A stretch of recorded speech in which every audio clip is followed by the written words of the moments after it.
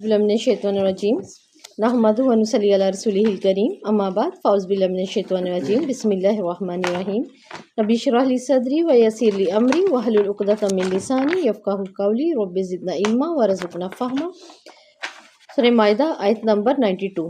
وَأَطِیعُوا اللَّهَ اطیع کا روٹ اطاعت سے ہے، ٹھیک ہے، اطاعت کرو اللہ کی، وَأَطِیع اور اطاعت کرو رسول کی، وَاحْذَرُوا اور کیا کرو، ڈرو، کس چیز سے، منہ موڑنے سے، فَإِن پھر اگر تولیتم تم منہ موڑ لو، فَاعْلَمُوا تو جان لو، انما بے شک، علی رسولنا ہمارے رسول پر، کیسے پیار سے اللہ تعالیٰ بات کر رہے ہیں نا کہ ہمارا رسول، میرا رسول، کوئی مانے نہ مانے اللہ کے تو رسول ہیں۔ ابھی آگے اسی پارے میں آیات میں آ جائیں گی، صرف ان کو یہ گلہ ہے کہ کیوں اس بندے پر قرآن نازل ہوا ہے نا، تو میں نے چنا اسے۔ تو یہاں بھی اللہ تعالیٰ کہہ رہے ہیں کہ ہمارے رسول پر کیا تھا، بلاغ پہنچا دینا، مبین واضح کھلا۔ اس کے اندر ان آیات میں اللہ رب العزت کیا کر رہے ہیں، ایک دھمکی دے رہے ہیں، اور وہ دھمکی کیا ہے، منہ موڑنے والوں کو، کہ جس کا تمہیں حکم دیا گیا ہے، جس چیز سے تمہیں روکا گیا ہے، اگر تم اس کی تکمیل سے منہ موڑو گے تو اللہ تعالیٰ کیا کہہ رہے ہیں کہ محمد صلی اللہ علیہ وسلم نے تبلیغ کر دی ہے، بس ان کا کام تبلیغ کر دینا تھا، فرض انہوں نے ادا کر دیا اور آپ کے معاملے سے وہ فارغ ہو گئے۔ آج محمد صلی اللہ علیہ وسلم سے میرا اور آپ کا عمل تو نہیں نا پوچھا جائے گا، وہ اپنا کام، اپنی تبلیغ فارغ ہو گئے کر کے ہم تک پہنچا کر چلے گئے ہیں۔ اب اگر ہم نے منہ موڑا تو اس کا وبال کس پر ہے، خود انسان پر ہی ہے۔ تو آپ صلی اللہ علیہ وسلم نے پیغام پہنچا کر اپنا فرض ادا کر دیا۔ اللہ تعالیٰ اس دھمکی کے ذریعے ہمیں بتا رہے ہیں اگر تم سیدھے راستے پر چلو گے تو اس میں فائدہ تمہارا ہے، اللہ تم سے تمہاری برائیوں کو دور کر دے گا۔ اور دوسرا دیکھیں، اللہ اور اس کے رسول کی اطاعت ایک ہی چیز کا نام ہے۔ ہم پڑھ کر آئے تھے سورہ آل عمران میں، قُلْ فَاتَّبِعُونِی، ان سے کہو ہے نا، اگر تم مجھ سے محبت کرتے ہو تو پھر کیا کرو، محمد صلی اللہ علیہ وسلم کی اطاعت کرو۔ اگر اللہ سے محبت ہے تو محمد صلی اللہ علیہ وسلم کی اطاعت کرو، ٹھیک ہے، پھر کیا ہوگا، یحببکم اللہ، پھر اللہ تم سے محبت کرے گا۔ تو معلوم ہوا ہے اللہ اور اس کے رسول کی اطاعت ایک ہی چیز کا نام ہے۔ جو کوئی اللہ تعالیٰ کی اطاعت کرتا ہے وہ رسول کی اطاعت کرتا ہے، اور جو رسول کی اطاعت کرتا ہے یقیناً وہ اللہ ہی کی اطاعت کرتا ہے۔ اسلام اللہ تعالیٰ اور اس کے رسول کی اطاعت کا نام ہے، بس یہ آیت ہمیں یہ بتاتی ہے کہ، اور یہ آیت ہمیں یہ بتاتی ہے کہ اب اسلام میں اللہ تعالیٰ اور اس کے رسول کے بے قید اطاعت کے علاوہ کوئی گنجائش نہیں ہے۔ اب قید ہونا پڑے گا ہمیں اس اطاعت کے اندر، اس کے علاوہ میرا آپ کے پاس کوئی چارہ نہیں ہے۔ یہ دین اچھا ہے، یہ لوگ اچھے ہیں، یہ طریقہ اچھا ہے، ایسا نہیں۔ یہاں ہمیں قید ہونا پڑے گا۔ جو اللہ اور اس کے رسول کے اطاعت سے نکلتا ہے دراصل وہ اپنی ذمہ داری سے نکل گیا، کیونکہ یہاں پہ اللہ تعالیٰ کی ذمہ داری دے کر کہ اطاعت کرنی پڑے گی، اور ساتھ ہی دھمکی دے رہے ہیں نہیں کرو گے تو اس کا وبال بھی تم پر ہے، کیونکہ وہ واضح بتا کر چلے گئے ہیں کہ لیس علی الذین آمنوا وعملوا الصالحات جناح۔ آیت نمبر 93 میں اللہ تعالیٰ کہتے ہیں جو ایمان لائے اور جنہوں نے نیکیاں کی ان پر اس میں کوئی گناہ نہیں جو وہ کھا چکے۔ جب تک کسی چیز کا یا کسی چیز کو حرام نہ کیا گیا ہو تب تک وہ حرام نہیں ہے۔ اب اگر کوئی چیز بعد میں آئی ہے اور وہ حرام ہوئی ہے تو اس پہ پہلے کھانے والوں پر اس کی پکڑ نہیں ہوگی۔ مثال کے طور پر ابھی ہم آیات پڑھ کر آئے ہیں تازی شراب، ٹھیک ہے، تو حلال حرام کے احکامات کا اطلاق ماضی پر نہیں ہوتا، یہ اللہ کے احکامات پر ہوتا ہے، اور احکامات کے آنے سے پہلے سزا نہیں ہوتی، نہ دنیا کی اور نہ آخرت کی، وہ اسی وقت ہے جب اللہ کا حکم آ گیا۔ اور دیکھیں کتنا پیارا یہ معاملہ تھا، جب صحابہ کو منع کیا گیا تو کیسے ہوا، جن کے مٹکوں میں بنی ہیں انہوں نے مٹکے باہر گرا دیے، جن کے ایک گھونٹ اندر چلا گیا انہوں نے دوسرا گھونٹ نہیں لیا، اور جنہوں نے نچوڑ کے رکھی ہوئی تھی انہوں نے وہی مٹکے ہی پھوڑ دیے تھے۔ اور ایک حدیث میں چاہتا ہے مدینے کی گلیاں کالی لگنے لگی، یعنی اتنی پھیکی اس کے رنگ کی وجہ سے، تو ایک حدیث میں آتا ہے کہ مدینے کی گلیاں کالی سی ہونے لگ گئی، ہر جگہ جہاں جاتے ہیں مدینے کی گلی کالی لگتی، کیونکہ حکم پہنچ گیا تھا۔ اور کتنا پیارا معاملہ ہے نا صحابہ کا، کہ دیکھیں انہوں نے فوراً اس بات کو مانا بھی کہ فیما طمعوا اذا متقوا وآمنوا وعملوا الصالحات، جو وہ کھا چکے ہیں جب وہ اللہ تعالیٰ سے ڈر گئے، وہ ایمان لائے اور انہوں نے نیکیاں کی۔ فیما طمعوا یعنی شراب اور جوے کے حرام ہونے سے پہلے جو وہ کھا چکے، کہ اذا متقوا جب وہ اللہ سے ڈر گئے، جب وہ حرام سے بچ گئے، کہ ڈرے تو چھوڑا، نہ ڈرتے تو نہ چھوڑتے، اور جب وہ اللہ تعالیٰ سے ڈر گئے اور ایمان لائے تو انہوں نے نیکیاں کی، یعنی اس شرط کے ساتھ وہ گناہوں کو چھوڑے، اور انہوں نے چھوڑ دیا تھا کہ اب پختہ ارادہ رکھیں گے، اب ہم کیا کریں گے، آگے ممکنہ نیکیاں ہی کریں گے، اور اللہ کی بات کو ماننا نیکی ہے۔ تو اس آیت میں دیکھیے پہلے مقام پر ایمان، عمل صالح اور تقوی کا ذکر ہوا ہے۔ آیت کے اندر کس چیز کا ہوا ہے؟ عمل صالحہ ہے، کہ ایمان تھا، عمل صالحہ اور تقوی ہے۔ تو یہاں تقوی سے مراد اللہ تعالیٰ کے حکم کو قبول کرنا ہے۔ یہاں پر جو اللہ تعالیٰ تقوی کی بات کر رہے ہیں اس سے مراد ہے اللہ کا حکم ماننا، اس کی تصدیق کرنا۔ لیکن انہوں نے تصدیق کی، کس نے کہا ہے؟ محمد صلی اللہ علیہ وسلم نے، تو یقیناً اللہ نے حرام کیا، انہوں نے پھر تصدیق بھی کی اس چیز کی۔ اور پھر تیسرے مقام پر دیکھیں تقوی اور احسان کا ذکر ہے آیت کے اندر ہی۔ آیت کو اچھے سے دیکھیں، پہلا دیکھیں آیت پر، اس پر لکھ لیں 1 2 3 کے حساب سے۔ لیس علی الذین آمنوا 1 وعملوا 2 صالحاتی 3 ہے، اس کے بعد اذا متقوا 4 ہے، وآمنوا 5 وعملوا 6 ہے، صالحات 7 ہے، تقوا 8، آمنوا 9، ثم اتقوا 10۔ بار بار آ رہا ہے نا یہ لفظ، اس کا مطلب یہ قابل غور ہے۔ اس میں بات کیا ہے؟ پہلے مقام پر عمل ایمان کی بات ہوئی، عمل صالحہ کی اور تقوی کی ہوئی، کہ اعمال کی اصل قدر و قیمت انسان کے اندر شعور کی وجہ سے آتی ہے۔ شعور کب آئے گا؟ جب وہ تصدیق کرے گا، جب وہ مانے گا، اس لیے پہلے مقام پر یہ بات آئی ہے، اس نے اس کو لے لیا۔ دوسرے مقام پر تقوی اور ایمان کا ذکر ہوا ہے، ایسا ہی ہے؟ اپنی آیت پہ رہیے گا، ٹھیک ہے، اپنی آیت کے اندر رہیے گا موجود۔ دوسرے مقام پر تقوی اور ایمان کا ذکر ہے۔ اندر کے شعور کی وجہ سے انسان اللہ کے ساتھ ہر وقت جڑ جاتا ہے۔ اللہ تعالیٰ پر ایمان اور اللہ کے احکامات کی تصدیق اس کے اندر چھپے ہوئے شعور کی پھر ترجمان ہوتی ہے۔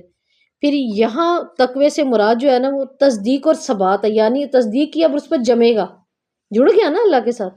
دوسرے مقام پر تیسرے مقام پر دیکھیں آیت میں تقوی اور احسان کیا آ رہا ہے؟ ثم اتقوا واحسنوا، تقوی ہے اور احسان ہے۔ اعمال میں حسن اور اندر کے شعور کے درمیان ایک رابطہ ہوتا ہے، کہ آپ کے اعمال کے حسن میں اور جو اندر کا شعور ہے، ان دونوں کے درمیان کیا ہے؟ ایک رابطہ ہے۔ اب وہ کون سا رابطہ ہے؟ نیت، نیت پر ہے۔ تو یہاں اللہ تعالیٰ اب تیسرے مقام پر یہی بتا رہے ہیں کہ ظاہری صورت پر اس کے اجر کا دار و مدار اور اس کی نیت پر ہے، تو اسی شعور کا نام یہاں اللہ تقوی کہہ رہے ہیں۔ اب تیسرے نمبر پر جو تقوی آ رہا ہے اس سے مراد کیا ہے؟ احسان، نیت، نیت سے ہی احسان ہے نا، یہاں نیت اور اس سے مراد نوافل کے ذریعے اللہ کا قرب حاصل کرنا بھی ہے۔ تو حقیقت ہے کہ تقوی پر ہی سارے اعمال ہیں، یہ آیت ہمیں یہی بتا رہی۔ تقوی پر تقوی جڑا ہوا ہے نا ساری چیزوں کے ساتھ، عمل صالحہ میں بھی دوسرے نمبر پہ کس کے ساتھ جڑا ہوا تھا؟ ایمان کے ساتھ بھی، اور تیسری جگہ پر وہ نیت حسن کے ساتھ جڑا ہوا تھا۔ تو تقوی سے ہی نیت درست ہوتی ہے، اللہ تعالیٰ بتا اصل میں یہ رہے ہیں، تقوی سے ہی ثابت قدمی آئے گی، اسی سے نیت صحیح ہوگی اور اسی سے ہی ثمر لگے گا، اور تقوی سے ہی پھر کیا ہوتا ہے؟ اللہ کا قرب بھی حاصل ہوتا ہے، ٹھیک ہے۔ اور پھر دیکھیں تقوی سے ہی جو بھی آپ اعمال کر رہے ہیں زندگی میں، جو بھی ہم اعمال کر رہے ہیں ان میں حسن بھی تقوی سے آئے گا، ڈرنے سے آئے گا نا۔ اگر ہم نے ڈر کے کیا ہے اللہ سے، اور یہاں پر تقوی کے میں نے تینوں معنی بتا دیے ہیں۔ پہلے میں تقوی کا معنی کیا آ رہا ہے؟ وہاں پر تصدیق کی ہے، ٹھیک ہے۔ دوسرے میں کیا آ رہی ہے؟ اس کے اندر اس شعور نے اس کو کیا کیا؟ اس کے اوپر ثبات دی ہے، مضبوط کی ہے۔ اور تیسرے نمبر پر تقوی احسن، پھر اس کی نیت میں حسن آیا، اس کے حسن آنے کی وجہ سے اس کے اعمال خوبصورت ہوئے ہیں، اور پھر جب اعمال خوبصورت ہوئے ہیں تو پھر کیا ہوا ہے؟ واللہ یحب اب وہ بات آئی ہے کہ اللہ تعالیٰ اپنا قرب کس کو دیتا ہے؟ جس سے وہ محبت کرتا ہے۔ ہر کسی کے لیے تھوڑی ہے اللہ کا قرب۔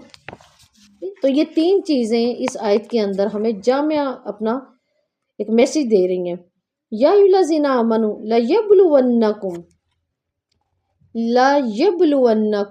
لا تاکید کے لیے ہے، البتہ ضرور. یہاں پر نون بھی آیا ہے، ونہ، یہ نون تاکید کے لیے، دو تاکیدیں ہو گئیں، ٹھیک ہے. اور یبلو اس کا کیا ہے روٹ ورڈ؟ با لام واو، بلو بلا سے ہے، آزمائش، مشقت. اے لوگوں جو ایمان لائے ہو، اللہ تعالیٰ تمہیں شکار میں کسی چیز سے ضرور آزمائے گا. تمہارے ہاتھ اور تمہارے نیزے، ہاتھ کہاں تک جاتے ہیں؟ یہ کون سا ہو گیا شکار؟ قریب کا شکار، آسانی سے پکڑے جانے والا. اور نیزوں والے، نیزے سے بھی کرے گا، دور کا اور بڑا طاقتور. تو اس کا مطلب قریب کے بھی اور دور کے بھی، ان دونوں سے اللہ تعالیٰ آزمائے گا. کہ آزمائش اللہ تعالیٰ کہہ رہے ہیں شکار کے ذریعے بھی اللہ تعالیٰ آزمائیں گے. ایدیاکم وری ما حکم، اور تمہارے ہاتھ اور تمہارے نیزے اس تک پہنچتے ہوں گے. اب اس شکار کا امتحان کہاں تک ہے؟ ہاتھ کے اختیار میں ہے، جو چھوٹا اس پر بھی آزمائش ہوگی، اور کس پر ہوگی؟ نیزے والے پہ بھی، دور کا بھی ہے بڑا بھی ہے. ٹھیک ہے، اگر اختیار نہ ہوتا تو آزمائش ہی نہ ہوتی. اس کا مطلب آزمائش کیوں ہے؟ ان دونوں پہ اختیار ہے. احرام کی حالت میں انسان کیا کرتا ہے؟ شکار نہیں کرے گا، بالکل ٹھیک ہے. تو لیعلم اللہ، یہ آزمائش ہے کس وجہ سے؟ تاکہ جان لے اللہ تعالیٰ، کیا جان لے؟ کس کو میں عذاب دوں، کس کو میں ثواب دوں. آزمائش اسی لیے ہے نا. میں یخاف بالغیب، وہ دیکھنا چاہتا ہے، وہ جاننا چاہتا ہے. اللہ تعالیٰ کیا جاننا چاہتے ہیں؟ کون ہے جو اس کو بن دیکھے ڈرے. کتنے پیارے الفاظ ہیں نا، بالغیب، بن دیکھے ڈرے. اللہ تعالیٰ یہ جاننا چاہتے ہیں کہ کون ہے جو اللہ کو بن دیکھے اس سے ڈرتا ہے، کون ہے جو اس کی نافرمانی سے رک جاتا ہے. آپ یہاں بیٹھے ہوئے یہ کلاس لے رہے ہیں نا، تو آپ ایک دوسرے کے سامنے ہیں، ٹھیک ہے، ایک دوسرے کو دیکھ رہے ہیں، بتا رہے ہیں.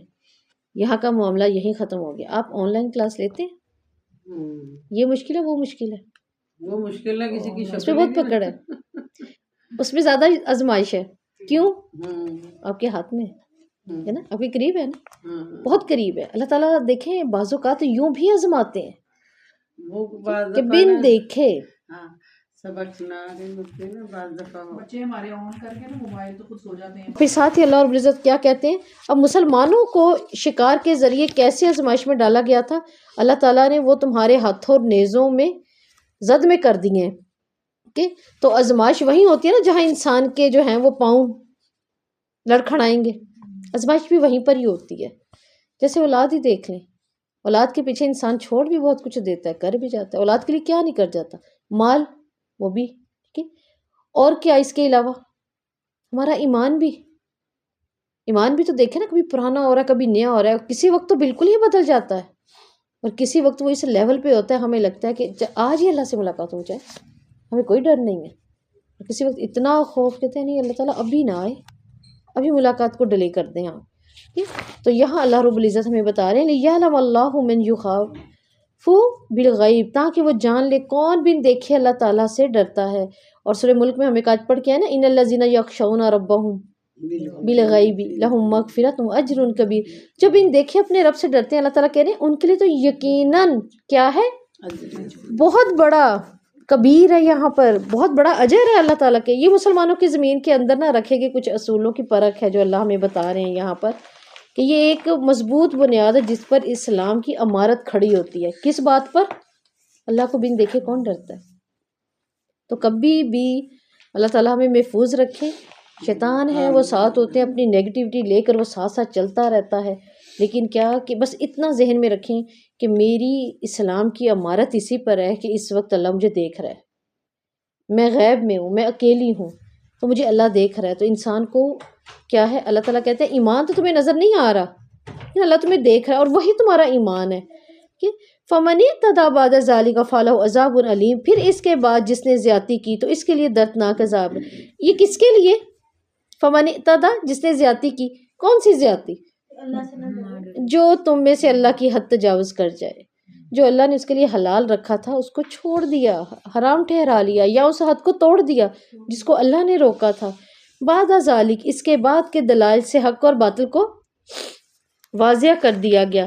فَلَهُ عَذَابٌ عَلِيمٌ، اس کے لیے تو کیا ہے، عذاب عذب کیا ہوتا ہے؟ شدت پیاس سے کھانے کو چھوڑ دینا یا مٹھاس کا ہی ختم ہو جانا، ٹھیک ہے۔ علیم کہ کون سا ہے؟ دردناک۔ دردناک۔ دیکھیں اللہ تعالیٰ جس کا وصف اللہ تعالیٰ کے سوا کوئی اور بیان ہی نہ کر سکتا، یہ وہ درد ہے، یہ وہ عذاب ہے، کیونکہ حد سے تجاوز کرنے والے اس شخص کے لیے کوئی عذر نہیں ہے نا اللہ کے ہاں۔ جب کوئی عذر نہیں ہے تو پھر سزا بھی بڑی ہے، ٹھیک ہے۔ یا ایھا الذین آمنوا